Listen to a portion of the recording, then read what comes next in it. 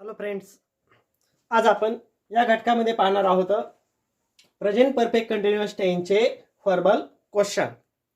आता ज्यावेळेस आपल्याला एखाद्या वाक्याचं क्वेश्चनार्थी वाक्य म्हणजे प्रश्नार्थी वाक्य बनवायचं असतं, अशा वेळेस आपल्याला अशा वाक्यामध्ये जो सब्जेक्ट असतो अशा सब्जेक्टच्या पूर्वी हेल्पिंग व्हर्ब घेणं आवश्यक असतं. मग आपण चला तर या वाक्यामध्ये कशा प्रकारची रचना आहे ते बघूयात. त्याच्या आधी आपण ह्याचं स्ट्रक्चर समजून घेऊयात. आता बघा, ज्यावेळेस आपल्याला प्रेझेंट परफेक्ट कंटिन्युअस टेन्सचे व्हर्बल क्वेश्चन बनवायचं त्यावेळेस अशा वाक्याच्या सुरुवातीला एक तर हॅव अथवा हॅज घेणं आवश्यक असते. हॅव अथवा हॅजच्या नंतर घेणं आवश्यक आहे सब्जेक्ट. सब्जेक्टच्या नंतर बीन हा शब्द, बीनच्या नंतर मुख्य क्रियापद त्याला आयएनजी, त्याच्यानंतर ऑब्जेक्ट आणि शेवटी क्वेश्चन मार्क. आता हे स्ट्रक्चर असतं. म्हणजे वाक्याच्या शेवटी जर क्वेश्चन मार्क असेल तर अशा वेळेस आपल्याला वाक्यामध्ये कर्त्याच्या आधी सहाय्यकारी क्रियापद घेणं आवश्यक आहे. मग आता या ठिकाणी एक दिलेलं वाक्य आहे. या वाक्य आहे do you right a novel. Then we have to also make this sentence into present perfect continuous tense. First we have to use here subject. Here subject is also you. Before this subject we have to use have ya has. For you we have to also use here have. Here have. After that we have to use after the subject been word. After main verb is here right and we have to suffix ing to the main verb. Last we have to use object novel. In this way, so our sentence is also have you been writing a novel. आपलं वाक्य झालं have you been writing a novel. आता पुढचं वाक्य बघा. पुढचं वाक्य असं आहे was she. वाक्य असे was she sleeping in the hall. Was she sleeping in the hall. मग आता या वाक्याचं ज्यावेळेस आपल्याला करायचंय प्रेझेंट परफेक्ट कंटिन्युअस टेन्स त्यावेळेस वाक्याच्या सुरुवातीला करता सी असल्यामुळे हिथं येणार हॅज. त्याच्यानंतर करता घेतला सी, पुन्हा घेतला बी डबल ई एन हा शब्द, त्याच्यानंतर मुख्य क्रियापदाचं मूळ रूप आणि त्याला प्रत्यय I N G S L double E P I N G in the hall. आता पुढचं वाक्य बघूयात. पुढचं वाक्य असं आहे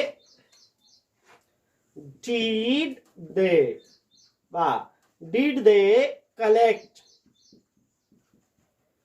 pens.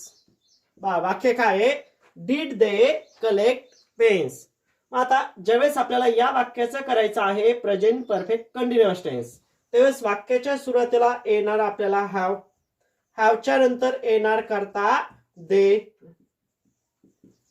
त्याच्यानंतर शब्द येणार बीन, पुन्हा मुख्य क्रियापदाचं मूळ रूप त्याला आयएनजी प्रत्यय आणि शेवटी कर्म येणार पेन्स. आपलं वाक्य झालं हाव दे बीन कलेक्टिंग पेन्स. पुढचं वाक्य बघा. पुढचं वाक्य असं आहे विल बॉईज. वाक्य असं आहे विल बॉईज गिव्ह पेन्स. वाक्य असं आहे विल बॉईज गिव्ह पेन्स. मग या वाक्याचं असं होणार बघा have boys been giving pens. वाक्य कसं झालं have boys been giving pens. आता आपण काय करणार आहोत की जेही प्रेझेंट परफेक्ट कंटिन्युअसचे जे व्हर्बल क्वेश्चन आहेत अशा व्हर्बल क्वेश्चनचे आपल्याला बघायचं आहे नकारार्थी वाक्य. मग आता ज्यावेळेस आपल्याला अशा प्रकारचे वाक्य नकारार्थी बनायचे त्यावेळेस आपल्या वाक्यामध्ये एक तर सुरुवातीला असणार सब्जेक्ट, सब्जेक्टच्या पूर्वी असणार हॅव किंवा हॅज, त्याच्यानंतर असणार आपल्याला या ठिकाणी नॉट वर्ड. सब्जेक्टच्या नंतर आपल्याला घ्यायचं नॉट, त्याच्यानंतर आपल्याला शब्द घेणं आवश्यक आहे बीन, बीनच्या नंतर घ्यायचं मुख्य क्रियापद त्याला आयएनजी प्रत्यय, त्याच्यानंतर घ्यायचं ऑब्जेक्ट आणि शेवटी द्यायचं क्वेश्चन मार्क. आता हे झालं स्ट्रक्चर व्हर्बलचे नकारार्थी करत असताना. म्हणजे वाक्याच्या सुरुवातीला हाव किंवा हॅज, त्याच्यानंतर घ्यायचा सब्जेक्ट, सब्जेक्टच्या नंतर घ्यायचा नॉट वर्ड, नॉट वर्डच्या नंतर घ्यायचा बीन, पुन्हा मुख्य क्रियापद त्याला ING, ऑब्जेक्ट आणि शेवटी क्वेश्चन मार्क. मग आपण ह्याचे काही उदाहरणं बघूया. पहा उदाहरण असं आहे बघा, हॅव यू नॉट. पहा have you not been selling mangoes. वाक्य कसं झालं, have you not been selling mangoes. पुढचं वाक्य आहे बघा, has she not been finishing work. Has he not been finishing work. पुढचं वाक्य असं आहे बघा, has she not been making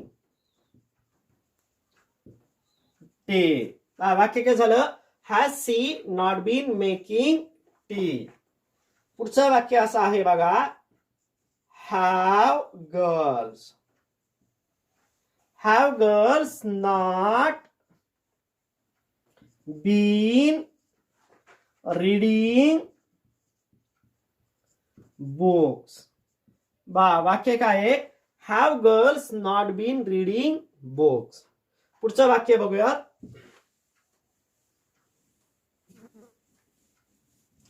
पुढचं वाक्य असं आहे, has Samar not completing. Has Samarth not been completing.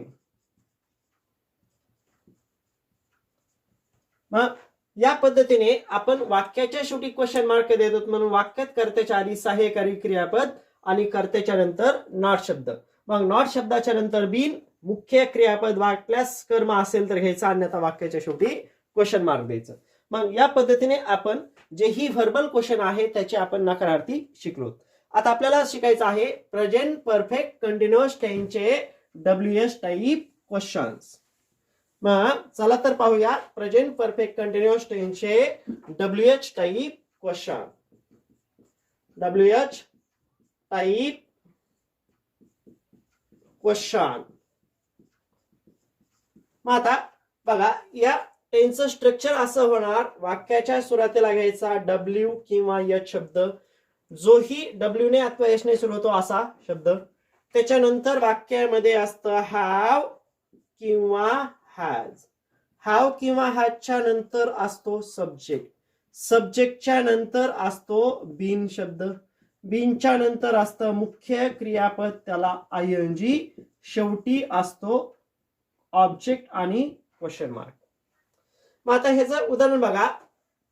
उदाहरण असं आहे, व्हाय हॅज शी बीन. वाक्य असं आहे, why has he been building a house. Why has he been building a house. पुढचं वाक्य असं आहे, fear have you been. Where have you been planting seeds? Where have you been planting seeds? पुढचं वाक्य असं आहे, how has she been driving. How has she been driving a car? Next sentence आहे, which pen have you been using? वाक्य कसं आहे, which pen have you been using. म्हणजे आपल्याला वाक्याच्या सुरुवातीला घ्यायचा W अथवा H ने सुरू होणारा शब्द. त्याच्यानंतर आपल्या वाक्यामध्ये असतो हेल्पिंग व्हर्ब. हेल्पिंग व्हर्बच्या नंतर असतो सब्जेक्ट. सब्जेक्टच्या नंतर असतो बीन शब्द. बीनच्या नंतर असतं मुख्य क्रियापद त्याला ING. त्याच्यानंतर असतं ऑब्जेक्ट आणि वाक्याच्या शेवटी असतो क्वेश्चन मार्क. मग या पद्धतीने आपण हे प्रेझेंट परफेक्ट कंटिन्युअस टेन्सचे WH क्वेश्चन पाहिले. आता आपल्याला पाहायचं आहे की अशा WH टाईप क्वेश्चनचे नकारार्थी वाक्य चे नकारार्थी. आता बघा आपण ह्याचं स्ट्रक्चर बघूयात.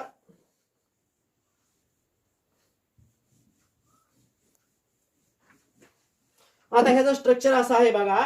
वाक्याच्या सुरुवातीला एक तर W अथवा H शब्द, त्याच्यानंतर असणार वाक्यात हॅव किंवा हॅज. हॅव किंवा हॅजच्या नंतर असतो सब्जेक्ट, सब्जेक्टच्या नंतर असतो नॉट वर्ड, नॉटच्या नंतर असतो BEEN बीन हा शब्द, बीनच्या नंतर असतं मुख्य क्रियापद त्याला ING, त्याच्यानंतर असतो ऑब्जेक्ट आणि शेवटी असतं क्वेश्चन मार्क. मग आता हे स्ट्रक्चर झालं WH क्वेश्चनचे नकारार्थी वाक्य. मग आपण ह्याचे काही उदाहरणं पाहूयात. उदाहरण असं आहे बघा. Why have you not. वाक्य काय? Why have you not been telling me. वाक्यामध्ये कर्त्याच्या आधी सहाय्यकारी क्रियापद आहे म्हणून वाक्याच्या शेवटी क्वेश्चन मार्क, आणि वाक्यात WH शब्द हा हेल्पिंग व्हर्बच्या पूर्वी असतो, त्याच्यानंतर कर्ता असतो, कर्त्याच्या नंतर नॉट शब्द, बीन मुख्य क्रियापद त्याला ING प्रत्येक कर्म, आणि वाक्याच्या शेवटी क्वेश्चन मार्क. आता पुढचं वाक्य असं आहे बघा. Fear has she been. Fear has not she been calling. Fear has she not been calling. पुढचं वाक्य असं आहे. Whom have you not telling a story. Sorry. Whom have you not been telling a story. वाक्य काय झालं? Whom have you not been telling a story. पुढचं वाक्य असं आहे. Which pen has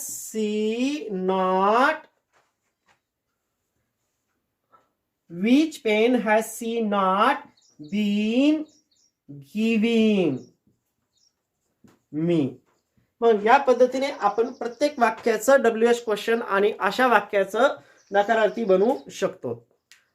चला तर तुम्हाला हा टॉपिक आवडला असेल असं मी गृहीत धरतो आणि या ठिकाणी आपण थांबूया.